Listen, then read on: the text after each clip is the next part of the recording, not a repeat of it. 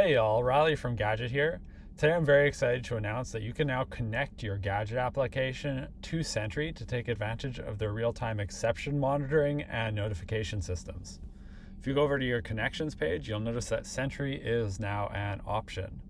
So I'm going to quickly set up a new Sentry project, create the connection between Gadget and Sentry, and test it out. If I click on Sentry and create a new Node.js project, I'm going to configure my alerts later, and you can name your project whatever you want. I'm calling mine Gadget app. You don't need to do any manual setup. Gadget handles it all for you. So if you go to your new app, click on the gear in the top right corner to get to the settings and then client keys. All you need to do is copy this DSN. Flip back to Gadget and click on Sentry on the connections page. Paste your DSN in the input, click confirm, and your connection is set up. Now let's test it out.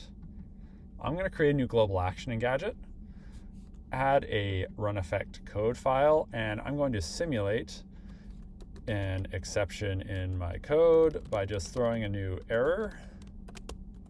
Oh no. And we can test this out by running this action in the API playground. So you'll see we get the error message, oh no, appearing in our playground. Now if I flip back to my project in Sentry, looks like the error hasn't come in quite yet. There we go, we have one new issue. Oh no, the error is appearing. And you get the Sentry page for the exception. So this gives you the code snippet and highlights the line the exception occurred on. You can also use the Sentry SDK in your Gadget code files to attach tags if you want more advanced filtering and sorting through your exceptions.